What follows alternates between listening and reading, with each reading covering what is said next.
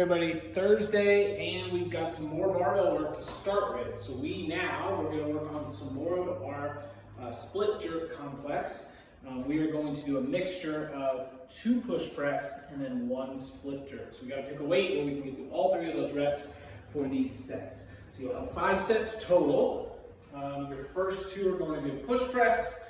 Last one will be that split jerk. Then you worked on your foot positioning in that last week. So now we're trying to build on that as we go into our split jerk. So as we have that bar in our front rack push position, so now I've got my elbows slightly under the bar or in front, slightly in front, but they are under the bar, not way up in my front rack. I'm going to go into my dip, so push those knees out, butt goes slightly back to push. 1, 2, and then on the last one, I will push, and I will get into that split jerk position. Remember, coming out of it, my front foot will come back first and reset that weight. For this one, you can go forward with whichever foot is more comfortable and stronger. You don't have to worry about switching feet, but you do want to work on landing in that solid split position. Don't rush out of it. See if you can hold that position and really stick the landing on that weight, and not just hurry up to get out of it or be off balance and get out of that position, okay? After that, we are going to go into a mixture of rowing and overhead plate lunges for the workout. So every round of this workout, you'll have a 250 or 200 meter row. Then you'll have a distance that you're going to be overhead plate lunging. And this will go down throughout the workout. So you'll have a 150 foot overhead walking plate lunge first. It goes down to 125, 100 feet, 75 feet, and 50 feet.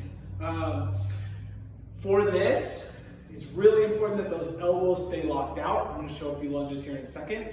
If that is too difficult, we could go to where we're holding maybe 1 plate, maybe it's a 5-pound plate in 1 arm, or a dumbbell in 1 arm. Or we could go to holding weights on the side, or this could be body weight.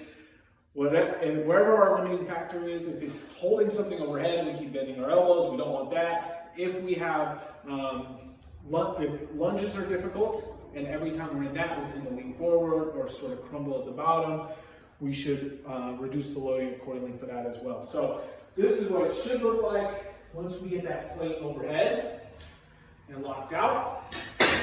All the way locked, I'm thinking about actively pushing it towards the ceiling the entire time. I'll step forward into my lunge. My torso still stays up, back knee will hit the ground into my next step.